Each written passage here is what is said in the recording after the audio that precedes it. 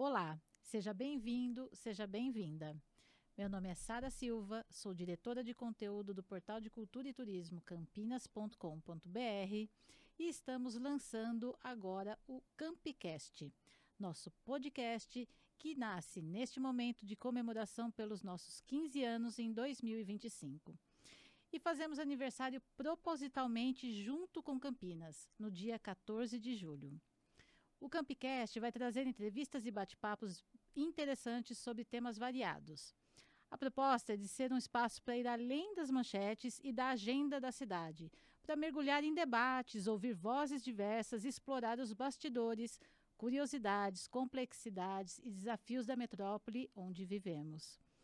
E neste episódio de estreia, vamos falar de um lugar que mora no imaginário afetivo dos campineiros, o Centro de Convivência Cultural. Projetado pelo arquiteto Fábio Penteado e inaugurado em 1976, o local foi interditado há quase 14 anos, desde o final de 2011. Depois de muitas idas e vindas, a reforma começou em outubro de 2020. O espaço passou por uma obra grandiosa, que custou 60 milhões de reais, sendo metade com recursos do Estado e a outra metade proveniente de financiamento da Prefeitura com a Caixa Econômica. E é uma das maiores obras já realizadas na área cultural em Campinas.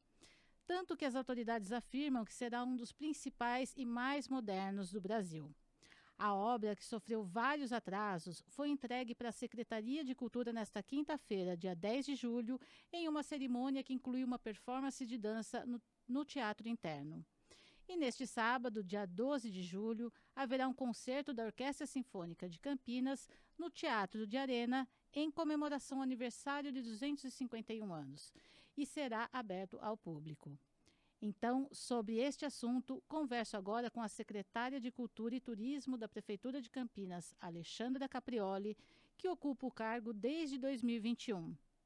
E também com o arquiteto e urbanista João Verde, que é presidente da Associação Regional de Escritórios de Arquitetura de Campinas, professor de Arquitetura e Urbanismo da PUC por mais de 30 anos, membro do Conselho de Defesa do Patrimônio Cultural de Campinas, o CONDEPAC, além de profundo conhecedor dos prédios que compõem o centro da cidade.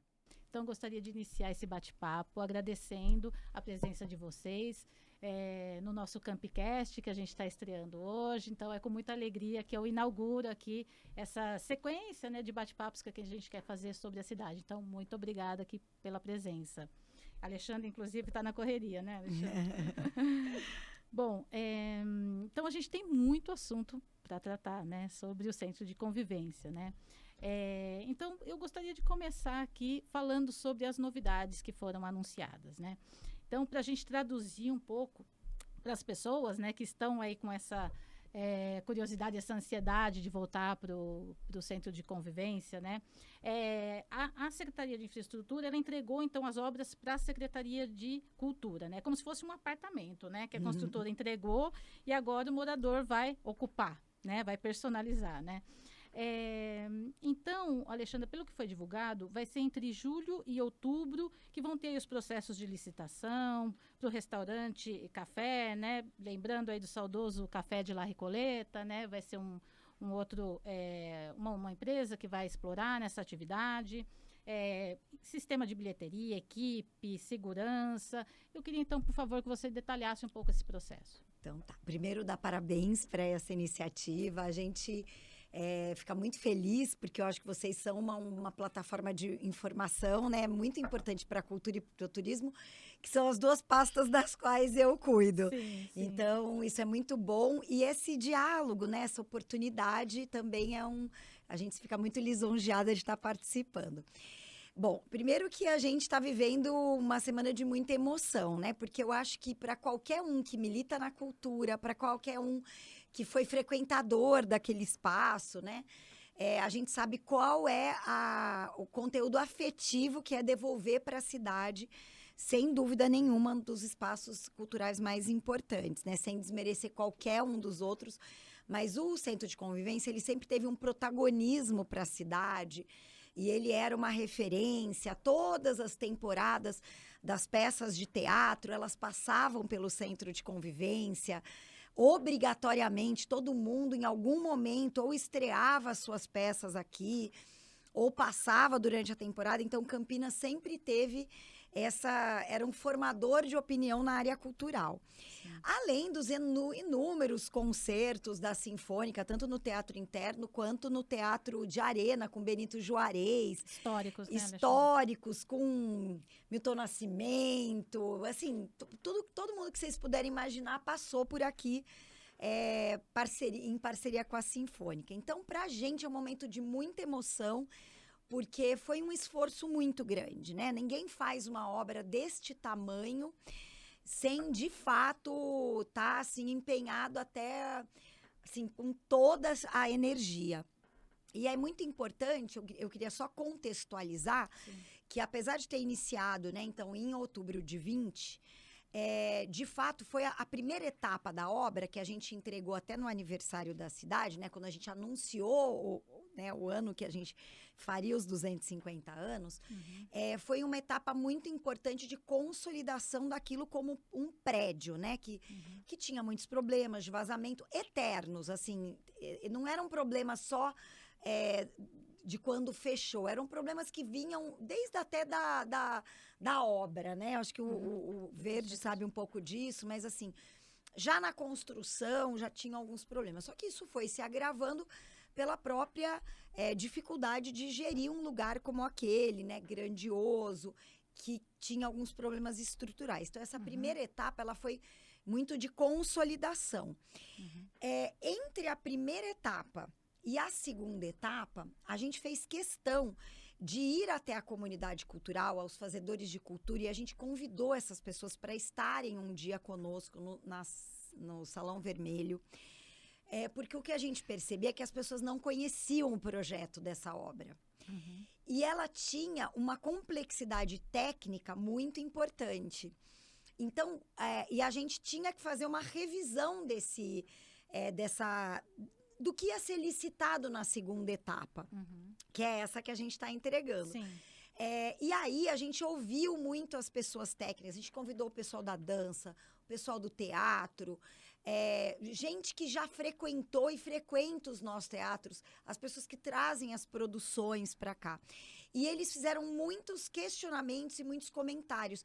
E isso fez com que, quando houve a reestruturação desse projeto, que era um projeto de 2015, ele fosse totalmente atualizado para os novos tempos e ouvindo a comunidade cultural.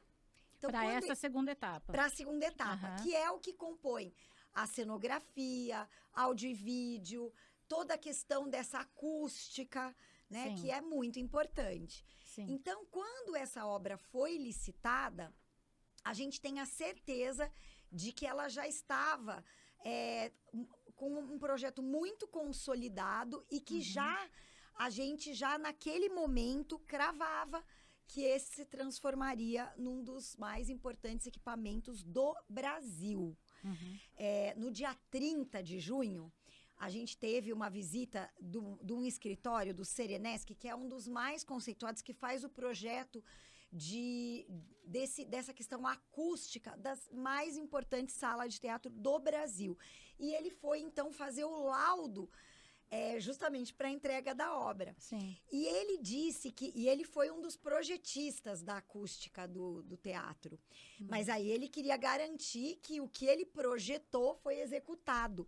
E ele ficou impressionado. Ele disse que ele não tem a menor dúvida de que a gente tem um dos melhores teatros do Brasil. Então, eu acho que o que a gente está falando dessa emoção, ao mesmo tempo de recuperar um espaço cultural, mas um espaço cultural que traz dois elementos. Ele traz uma experiência para quem for assistir às produções, muito maravilhosa, ou seja, que tem excelência. Vou dar um exemplo muito importante, né? Assim, o Teatro Castro Mendes, ele traz uma experiência muito boa do ponto de vista, assim, é um teatro grande e tudo, mas ele, por exemplo, não tem uma concha acústica que faz projetar o som, principalmente numa orquestra. Então, hoje, o Centro de Convivência tem todos esses equipamentos assim, de ponta, né? Todo tipo de mídia, todo tipo de áudio, vídeo, tudo que vocês puderem imaginar. Então, acho que a gente traz uma experiência para quem for assistir de muita excelência. Mas também a gente traz uma experiência para quem produz lá, muito importante. As varas cênicas, né? Muito relevante, assim, uma coisa de muito avançado. As varas do Castro Mendes são manuais, todas as varas do Castro Mendes, do Centro de Convivência são todas elétricas. Então, algumas são para colocar iluminação, outras para colocar cenário. Então, a gente já teve visitando, né, até durante a obra, com gente que assim, é muito referência de cenografia, e todo mundo que visita, e agora, né, na entrega, todo mundo fica bastante impressionado por ser uma obra pública. Eu acho que as pessoas falam assim, a gente não imaginava ter uma obra pública com tanta qualidade. Então, é motivo de muito orgulho para a gente. Bom, então acho que o professor pode falar um pouquinho também, né, dessa complexidade, né, que foi... era um problema, né, lá no passado, até quando se interditou, né, o centro de convivência, se discutiu bastante, né, sobre as questões estruturais, que talvez até não tivesse uma solução, né, que talvez tivesse que se demolir até, né, professor? Chegou a se ventilar isso, né? Então, realmente a infraestrutura, né? Toda a infraestrutura, o problema de infiltração que tinha, que era do teatro de arena, que afetava, né, a parte interna, né?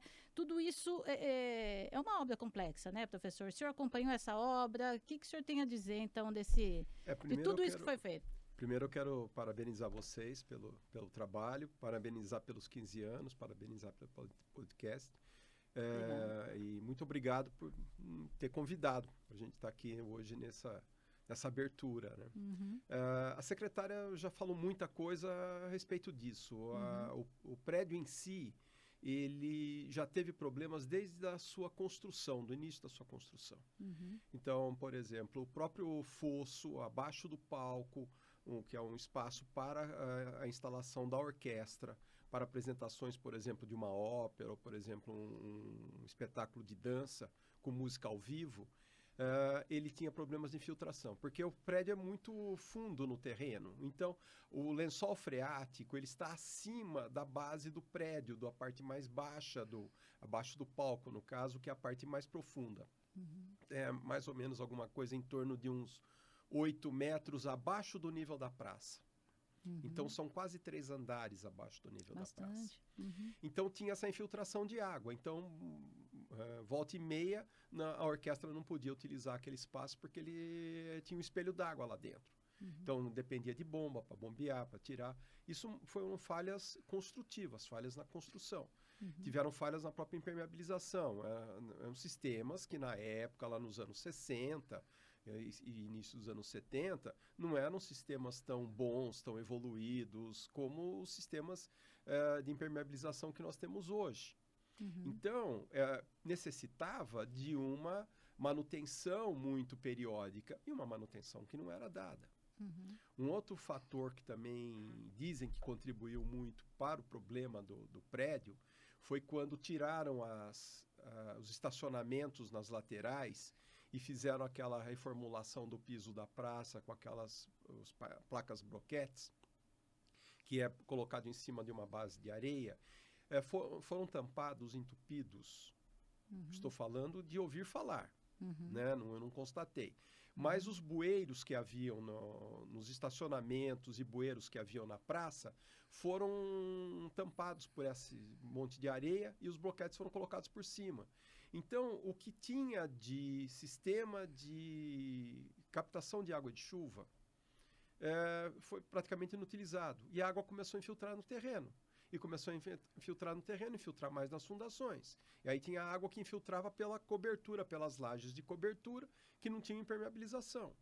E a água infiltrando, ela começa a deteriorar as estruturas, as armaduras, é um concreto armado, e prejudica o concreto e prejudica a armadura, que vai prejudicar estruturalmente. Então, haviam muitas pessoas que falavam, diziam, sem análise, simplesmente por falar, que aquele prédio estava inutilizado, que aquele prédio não tinha mais jeito, que aquele prédio não... E cogitou-se, inclusive, fazer a demolição, né? Então, na época do prefeito Hélio, eu estou no Condepac desde 92, então eu acompanhei assim diversas administrações públicas, diversos secretários, diversas visões políticas sobre cultura, sobre o patrimônio histórico, e a gente acompanha bem como foi feito. Na época, o prefeito Hélio, acho que por pressão do prédio, está com problemas, o prédio está fechado, etc., e estava em processo de abertura de processo de tombamento. Foi feita uma reunião no Condepac, com uma pressão, com muitos secretários presentes, e aí foi tirado do processo de tombamento, foi arquivado o tombamento do Centro de Convivência. Claro, a população de Campinas, houve aí uma motivação, as pessoas começaram a se mobilizar, e teve um grupo que pediu o tombamento junto ao Condefat, em São Paulo, ao Estado. Então, isso foi uma coisa que acho que acabou, na época, balançando a administração desse prefeito. E depois também tiveram todos aqueles problemas políticos, tudo que acabaram com a cassação dele. E quando o Jonas Donizete assumiu como prefeito, uma das primeiras ações dele justamente foi mandar fazer laudos, né, e consultar a sociedade e fazer laudos para saber as condições do prédio, o que poderia ser feito, né? Sim. E como eu sempre digo, nós temos capacidade técnica e engenharia para a gente salvar qualquer tipo de construção. Nenhuma construção é perdida, a não ser que ela caia, né, por si só, né? Mas enquanto ela estiver de pé, nós temos condições de escorar, temos condições de fazer os reforços estruturais que venham a ser necessários, as impermeabilizações, etc. Então, nós temos. E uma cidade que já tinha perdido um teatro, que já teve um teatro que foi demolido em 65. Exatamente. A gente já tem essa ferida, né? Também, na nossa cultura, né? Exatamente. Isso é uma mácula, né, na cidade. Exatamente. E justamente por problema estrutural, porque aquele prédio lá em 65 também estava com problemas estruturais, tinham trincas, tinha um recalque diferencial, como nós tecnicamente falamos, né? E eu acho que foi uma decisão política desastrosa do prefeito do Rui Novaes de ter feito a demolição daquele teatro. Ele não imaginava a repercussão daquilo. Sim. Agora, é uma cidade que demoliu uma quantidade enorme de prédios históricos que tinha. Que, para abrir avenidas, derrubaram a Igreja do Rosário. Aí vem e derruba logo 10 anos depois da derrubada da Igreja do Rosário, 11 anos depois, né, que a Igreja do Rosário de 54, o Teatro Municipal em 65, né, derrubaram o teatro. Agora vem a história, parece que a história vai se repetindo, né? Então, mas eu quero parabenizar a secretária e a prefeitura. Eu sou muito crítico das questões da prefeitura, muitos prédios públicos que existem em Campinas, que são horríveis, que nós como arquitetos, eu como professor sempre critiquei, porque por exemplo, uma escola, uma creche, um centro de saúde, nós sempre estudamos em arquitetura, que a arquitetura ela tem que ser acolhedora.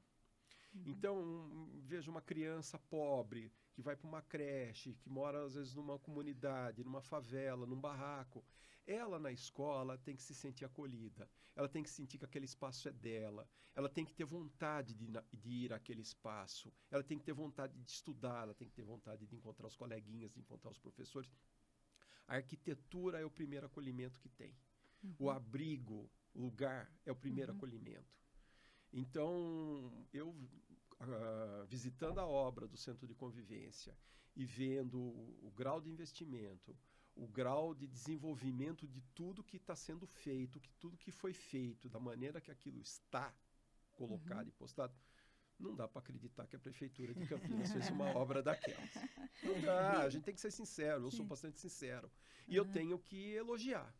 Não dá para deixar de elogiar. Uhum. A secretária falou, nós vamos ter nos melhores teatros do Brasil? Vamos. Vamos.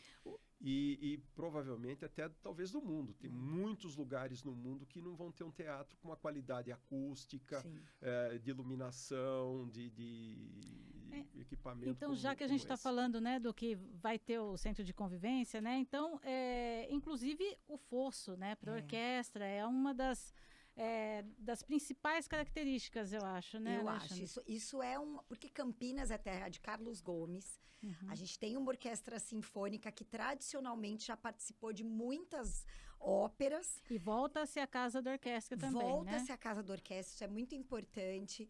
Eles já estão essa semana ensaiando lá. Ah, é? Já estão ensaiando. A sala ficou maravilhosa. A sala ficou maravilhosa, com a mesma acústica do palco. Porque, hoje, em todo esse período que a orquestra ocupou o Castro Mendes, a gente tinha 2 problemas.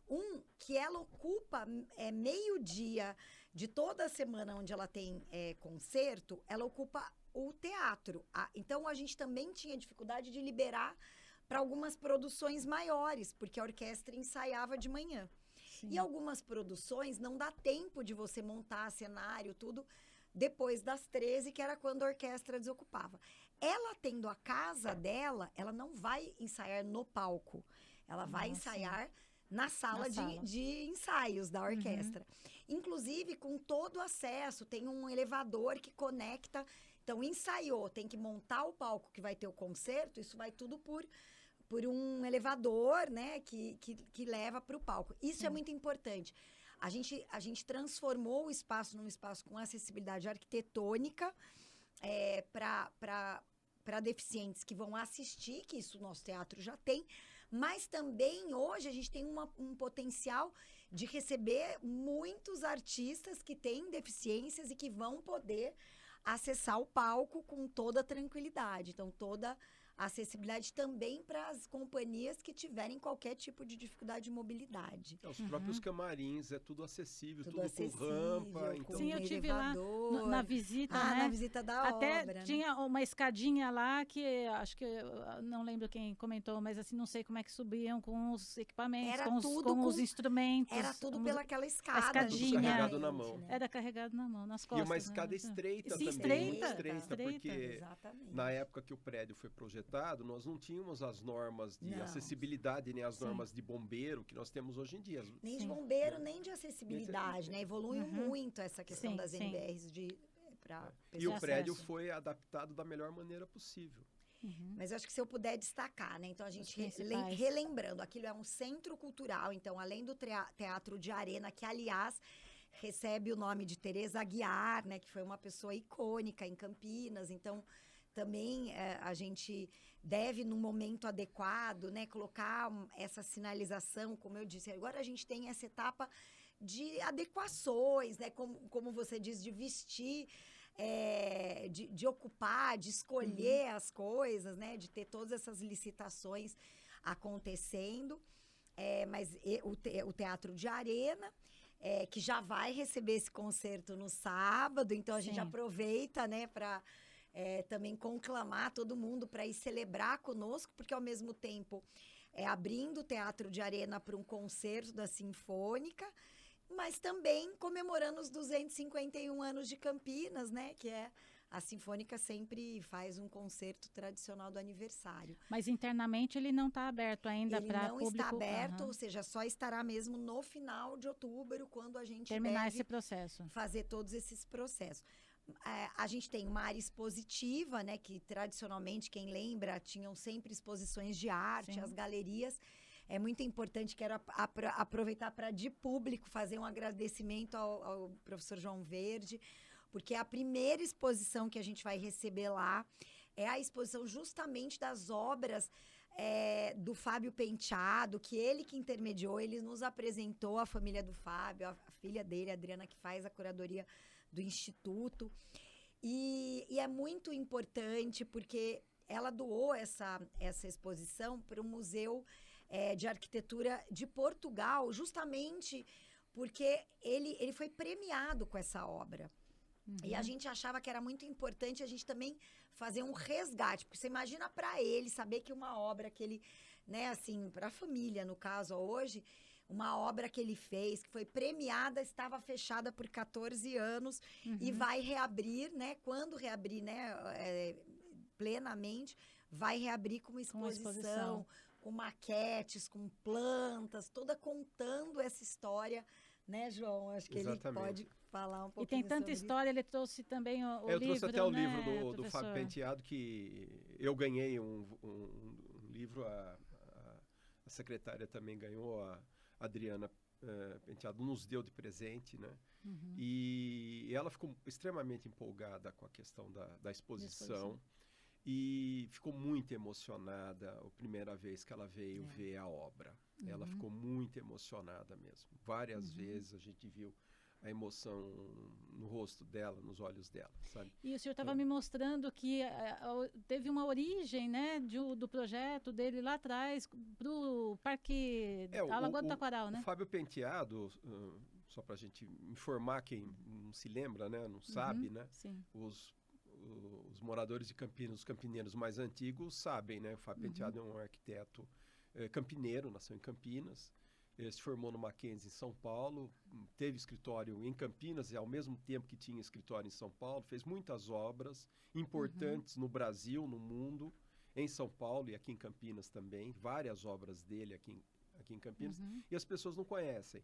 Então, a ideia de fazer a exposição também era homenageá-lo, né? Porque ele também criticava muito, às vezes, algumas questões que aconteceram na obra, coisa que não ficou do gosto dele, né? Então, apresentar novamente o Fábio Penteado e a obra dele para Campinas. Então, a gente achou que é uma questão assim, é um ícone da arquitetura. Ele que foi presidente do IAB, do Instituto de Arquitetos do Brasil, nacional, foi vice-presidente da União Internacional dos Arquitetos, um arquiteto que viajou o mundo todo, né? Então propagou muito a arquitetura brasileira. A secretária falou, o projeto Centro de Convivência foi doado para a Casa de Arquitetura de Matosinhos, ao lado do Porto, em Portugal. E é uma casa de arquitetura que congrega obras de arquitetos dos mais famosos do mundo. Eles foram pedindo projetos de obras de vários arquitetos famosos, né? O Paulo Mendes da Rocha, também, que é outro arquiteto paulista, muito conhecido, né? A família doou toda a obra dele para a casa de arquitetura de Matosinhos. E do Fábio Penteado foi o projeto do Centro de Convivência. Justamente o projeto do Centro de Convivência está lá para o mundo todo conhecer. E é um lugar assim muito dinâmico, que tem toda hora visitação de escolas, né? Que a gente também está querendo fazer isso com a exposição do Fábio Penteado. Ficar estimular as pessoas a conhecerem a obra dele, né? E eu acho que é um resgate também. Acho que é um resgate para a família. A família tinha muita tristeza de enxergar. A esposa dele é viva ainda, a dona Claudine, minha vizinha, inclusive, lá em Sousa. Nós somos vizinhos, somos amigos, né? Muitas vezes ela foi à nossa casa em encontros e nós convidávamos muitos amigos arquitetos para estarem juntos, ela contar as histórias do Fábio, coisas pitorescas da vida deles, das viagens, né? Então, ela ficou muito emocionada. E a ideia da exposição surgiu na casa dela. Um dia que ela nos convidou a minha esposa, a Graça Gargantini, para a gente almoçar lá num sábado de manhã, nós almoçando lá com ela e o filho, o Gabriel, a esposa. E na hora eu comecei a contar para o Gabriel sobre o Centro de Convivência, que a obra estava terminando, né? Dar informação para ele. E a minha esposa que teve a ideia na hora, falou, nossa, por que vai inaugurar o Centro de Convivência? Puxa, poderia fazer uma exposição em homenagem ao Fábio Penteado, né? E na hora a gente começou a conversar. Aí o Gabriel já conhecia a Adriana, mas não tinha o contato dela, já passou o contato. E ele falou, a minha irmã, ela que é curadora de toda a obra do meu pai, né? Ele tem todos os arquivos de todos os projetos dele, maquetes, etc., das obras dele. E aí você conversa com ela, e aí a gente entrou em contato e deu certo. Marcamos a reunião, né? E já fizemos várias reuniões e está caminhando super bem, vai ser uma exposição muito bacana. E a gente quer justamente isso, levar não só as escolas de arquitetura, de engenharia, vários cursos que nós temos em Campinas, da PUC, da Unicamp, do São Francisco, né? Mas levarmos as escolas públicas também, né? Que a gente também acha que uma coisa que eu falo há muitos anos, é muito importante que nós tivéssemos nas escolas cursos sobre a história de Campinas. Sim. Educação patrimonial Exatamente. também, Que né? as crianças começassem a respeitar mais a cidade. Eu dei aula muitos anos na PUC sobre a história de Campinas e fazia os passeios históricos com os alunos, né? Contando cada rua, cada monumento, por que a rua tem aquele nome, né? Que eu acho que se houver esse pertencimento, porque, me estendendo um pouco, mas a grande maioria das crianças e jovens em Campinas, não são filhos de pais campineiros. São de famílias que vieram morar aqui, vieram trabalhar, mudaram para cá. Sim. Então, esses pais, eles não têm relação com a cidade. Eles não conseguem transmitir para os filhos essa relação, né? Esse respeito pela cidade. Então, essas crianças vão ser instruídas aonde sobre isso? Na escola. Sim. Né? Então, se eles tiverem esse tipo de educação, esse tipo de cuidado, esse tipo de respeito, eu acredito que nós vamos ter uma cidade melhor. Vai diminuir a pichação, vai diminuir o vandalismo, vai diminuir a depredação. E que a gente sempre fala, né? A gente precisa sonho, gerar né? pertencimento para que todo mundo cuide. E eu até queria entrar nesse assunto. Isso que eu ia falar, já que estamos falando de pertencimento. Da questão do pertencimento, da questão de segurança também, agora que o professor trouxe essa questão, né? Sobre o cercamento do centro de convivência, né? Que acho que é um tema que está sendo discutido em várias esferas, né? Do porquê. Então, o centro de convivência vai ser cercado, porque o Teatro de Arena sempre foi aberto, né? E agora ele vai ficar cercado, ele vai ficar aberto durante o dia, mas ele tem esse cercamento. Eu queria que você explicasse um pouquinho para a gente como é que vai funcionar. Primeiro, o objetivo é sempre a gente dar a proteção àquele patrimônio. Eu queria só lembrar o seguinte, dos 60 milhões da obra, 4 milhões foram gastos nessa impermeabilização do Teatro de Arena, que era um dos principais problemas nas infiltrações no teatro, porque ele está exatamente em cima da área do teatro, dos camarins ali. Das galerias também. Das galerias, né? Então, ele está bem embaixo do Teatro de Arena, Isso, o Teatro de Arena, ele está por cima dessas outras estruturas. Sim. Então, essa impermeabilização, está bem claro para a gente tem laudos que dizem isso, que qualquer fonte de fogo, porque é um polímero, né, que está colocado lá, essa impermeabilização, uma impermeabilização alemã, né, o prefeito explicou, né, naquele dia, numa das ele coletivas. É o PMMA, que é um produto que realmente ele é caro, mas por quê? Porque ele tem essa capacidade de gerar realmente essa película, só que ela é rompida ou por uma questão mecânica. Então, por exemplo, toda a montagem do palco, ela não pode ter perfuração nenhuma do concreto, porque ele rompe a impermeabilização.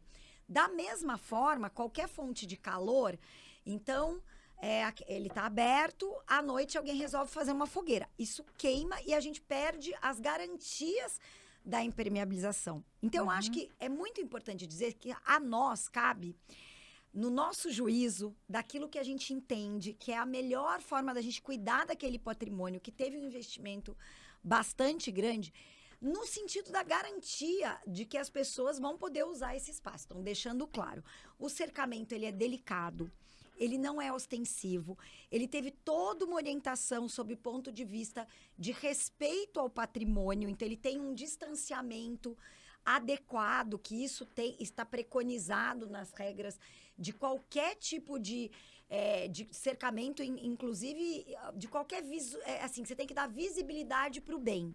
A cor que ele tem foi toda pensada para justamente dar permeabilidade, ou seja, o que vai destacar e continuar destacando é a arquitetura do prédio. É muito importante dizer que quando até a Adriana esteve, a gente também levou isso para ela, né? Porque a gente disse, olha, a gente sabe que o Fábio pensou esse espaço num espaço aberto num projeto da década de 60, que foi executado na década de 70. E se a gente lembrar, o Brasil era bastante diferente na década de 70. E ela foi muito... Ela sabia de tudo isso, conhecia, ela é ela conviveu muito, ela sabe tudo que o pai dela pensava, mas ela diz, Alexandra, hoje a gente vive uma tendência mundial, e a gente pode pegar vários exemplos no mundo e no Brasil, de situações de preservação do patrimônio. Então, a gente teve esse cuidado, ou seja, a gente tem esse gradeamento, ele não é na praça inteira, que tem um inconsciente das pessoas, assim, sempre imaginando que a gente ia fechar a praça toda. Não, a caminhada, a feira, ela tá toda externa ao gradeamento. Mas, mesmo assim, ele foi pensado para ser um parque, né? Como se fosse um parque mesmo para a cidade. Então, ele abre às 8 da manhã, fecha às 7 da noite, numa situação normal, mas em qualquer evento, ele fica aberto de acordo com o horário do evento. Eu só queria trazer algumas reflexões aqui. Hoje, a gente vive uma situação também de regulação urbana, e o Verde sabe muito bem disso, que a gente tem inúmeros prédios em volta ali. Então, a gente também tem que pensar que a gente tem uma nova cidade, com uma nova configuração e com regras, inclusive, de impacto, né, assim, sonoro, que tem um outro regramento. Então, aquilo vai ter que conviver. Aquilo é um espaço cultural que a gente quer que seja pujante, mas que vai ter que conviver com uma cidade que tem moradores. Então, toda a preocupação nossa é que a gente tenha esse respeito para que ali não vire um problema para a cidade. Ele vai estar aberto, qualquer um. Eu quero fazer uma apresentação, eu quero ter... Ele está aberto, ele é que nem um equipamento público. Eu quero lembrar que a Lagoa tem horário de funcionamento, a Concha, todo mundo usa, a Estação Cultura, todo mundo usa. Mas todos esses espaços têm horário de funcionamento, porque são equipamentos que eu preciso preservar e cuidar. Então, é nosso desejo? Eu sempre digo isso. Não é nosso desejo. Acho que nenhum de nós queria ter uma situação de vida urbana que nos forçasse a isso. Mas a gente tem que preservar aquilo como um espaço. E como um espaço coletivo. A gente teve, e eu queria só relembrar isso, quando esse espaço ainda estava em uso, a gente tinha reclamações de tráfico de drogas naquele espaço. A gente tinha outras reclamações do mau uso, a gente estava com espaço com pichação. Então, eu acho assim, a gente tem que fazer acho que o melhor juízo do que a gente puder. Então, acho que a gente, dentro desse respeito, levou ao CONDEPAC. Isso que eu ia falar, o CONDEPAC aprovou, inclusive, né, professor? Aprovou. Na reunião que foi feita a aprovação, infelizmente, eu não estava presente. Né? Eu não pude, tive um compromisso de família, não pude estar presente. Mas nós já tínhamos tido umas 2 ou 3 reuniões que nós já havíamos discutido. Essas questões foram sendo discutidas paulatinamente, conforme foram sendo pensadas, conforme foi feito...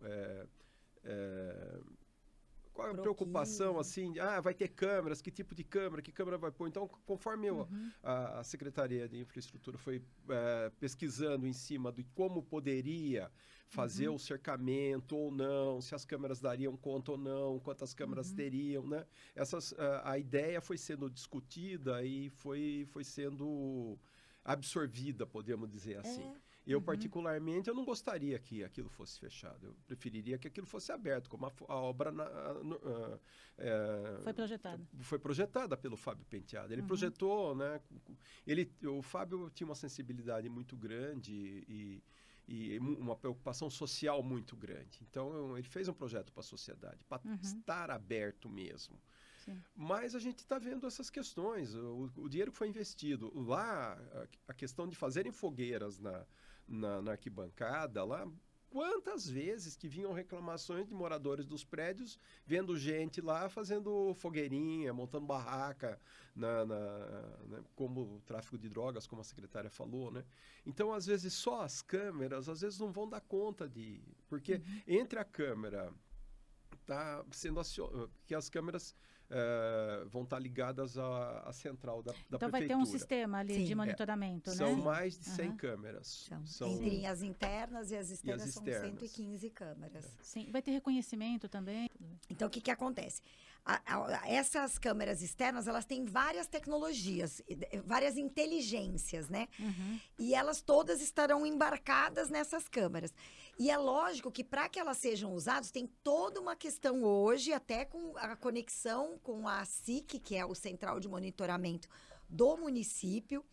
E isso tudo, eles vão sendo implantados conforme também estiverem os protocolos adotados na cidade, na RMC, né? A Campinas é uma cidade que tem um processo de câmeras muito moderno, né? E elas têm que ter essa inteligência, porque a gente sabe que ali, ou assim, até a gente já discutiu isso em outros espaços, que a gente vai ter que implantar câmeras, porque as pessoas, né, para que esse patrimônio seja cuidado, preservado, né?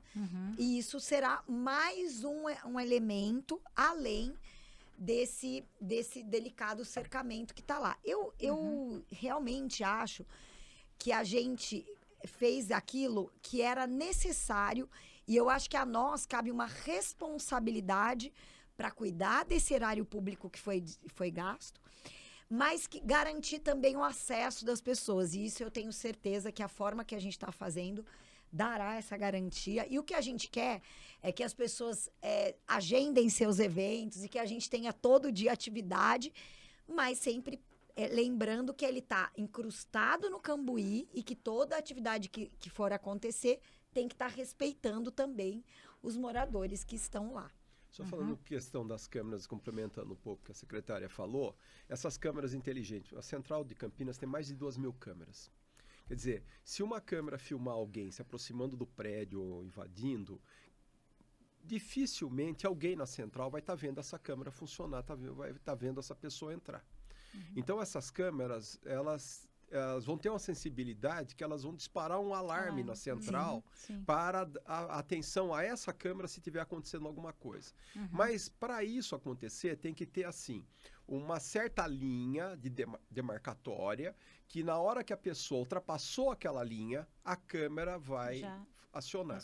Né? A gente chegou até a discutir nas reuniões do conselho, vamos fazer uma pintura no chão, fazer uma linha no chão, a pessoa não ultrapassar. Mas, às vezes, a pessoa, sem querer, está ultrapassando. Então, o cercamento, ela vai servir para isso. Se alguém pular a cerca, a câmera vai ser acionada, né? E vai acionar a central e vai mostrar qual câmera. E aí, essa câmera também vai ter o reconhecimento facial, tudo.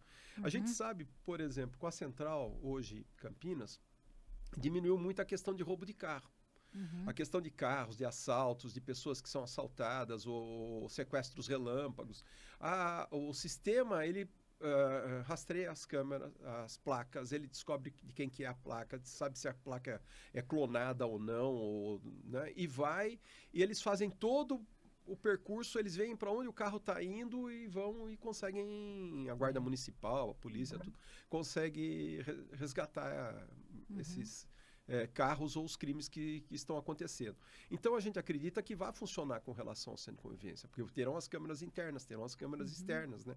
Mas, infelizmente, vai ter que ter essa questão do cercamento. Eu estou sendo muito cobrado como arquiteto por grupos de arquitetos que não se conformam, né? Eu falei, eu não participei da reunião, eu não votei, mas eles não se conformam do conselho ter votado, todo mundo ter aceitado isso, o conselho inteiro, né? Eles acham isso um absurdo, que as pessoas estão desrespeitando a cidade, estão desrespeitando a obra do Fábio Penteado, né?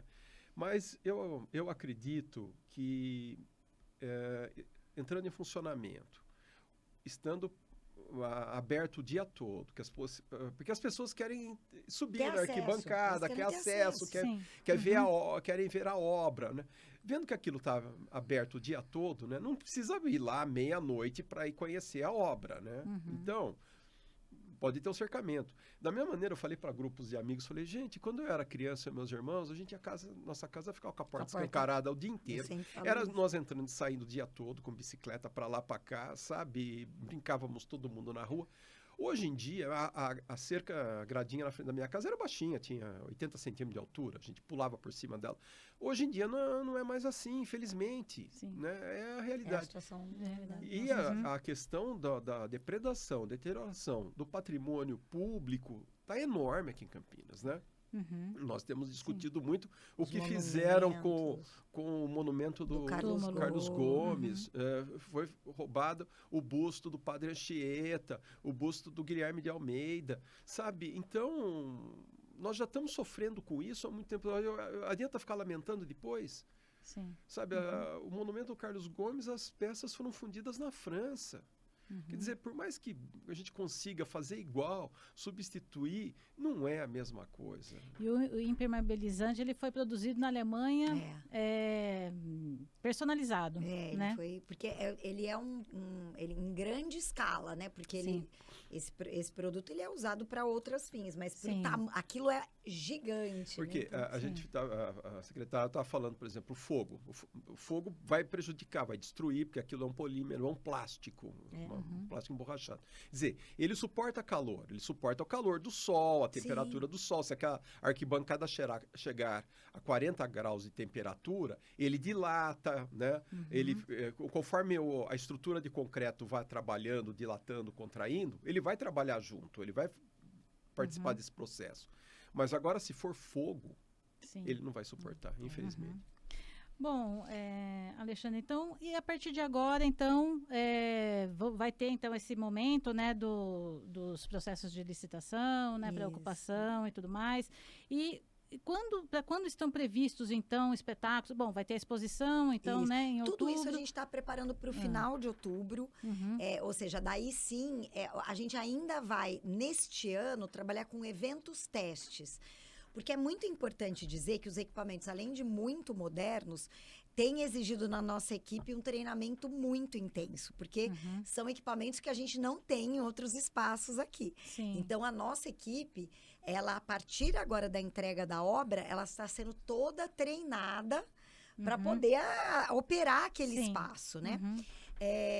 Além disso, a gente está ativando os postos de limpeza, de segurança, a bilheteria eletrônica. Então, todo esse período, ele as próprias câmeras. Então, ele é a licitação do café, né? Então, a gente tinha que... E vai ser no mesmo local? Onde era mesmo local onde era o Recoleta. E só um? Só um espaço. Mas é um espaço cultural. Ele é um café-restaurante, mas com um propósito cultural. Quer dizer, ele tem que estar alinhado com uma atividade cultural que traga esse protagonismo para o espaço. Ele tem um palco também. Sim, Tem um palco. Lembrando aqui, né, da música ao vivo do Recoleta. Com a vantagem de que o Recoleta, ele estava conectado tanto com a área expositiva quanto com o teatro, ele não tinha uma proteção acústica.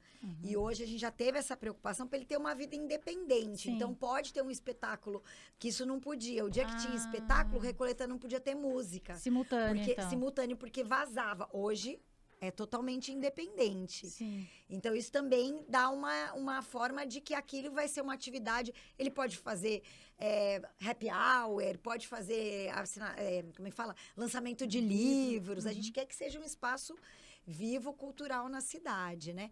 E eles, para fazer as visitas, inclusive as empresas que estão interessadas, a obra tinha que estar finalizada, porque daí agora a gente lança essas licitações que estão sendo tão bem pensadas, né, para ser um lugar adequado. Então, a gente está preparando esses eventos testes para final de outubro, novembro e dezembro. Né? Então, por exemplo, o próprio concerto da orquestra de Natal já vai estar migrando para o Teatro de Arena. Então, a gente já está fazendo toda uma migração dos nossos... E vamos receber muitas novidades de muita gente que tem nos procurado, porque aí todo mundo está sabendo que o Centro de Convivência está abrindo, e aí as companhias querem vir, né? Então, a gente vai ter uma abertura de um edital. Muita gente pergunta, como é que vocês vão gerir esse espaço? Sim. Hoje, o Castro Mendes tem um edital público, porque todo mundo tem que ter oportunidade de ocupar esse espaço. Então, também, para o ano que vem, esse ano são eventos testes. Mas os eventos testes já são espetáculos dentro do teatro? Dentro do teatro. Só com orquestra ou com grupos também? Com vários grupos? Com outras produções, né? A gente está contactando muita gente importante que a gente quer que venha fazer esse teste, né? Que a gente entender como é que é a dinâmica da cidade com esse novo espaço. Sim. E aí, para o ano que vem, então, ainda esse ano, são parceiros convidados, companhias de Campinas, a gente está construindo essa agenda. E para o ano que vem, a gente abre um edital, que aí sim a gente vai receber companhias, aí a gente vai ter um calendário para o ano inteiro. Sim. Bom, gente, Ai, que alegria. é um assunto que daria para a gente fazer vários podcasts, a gente de repente até volta a fazer agora, Verdade. né? Depois da orquestra, ele tendo a continuidade, a gente volta a discutir outras questões. Mas muito obrigada novamente pela presença de vocês. E então eu encerro aqui o nosso primeiro episódio do Campcast e aí comemorar também o aniversário de Campinas no dia 14 de julho. Muito obrigada, então. E então a gente fica por aqui. Obrigada por nos acompanhar e até a próxima. Então, muito obrigado. Obrigada. Nós é que agradecemos. Esse podcast é patrocinado pela Dark Sierra Produções e um oferecimento das marcas que patrocinam a editoria especial Aniversário de Campinas, do campinas.com.br. A Yoshi Engenharia, Iguatemi Campinas, Grupo Royal Palm Plaza, Unimed Campinas e Aeroportos Brasil Viracopos.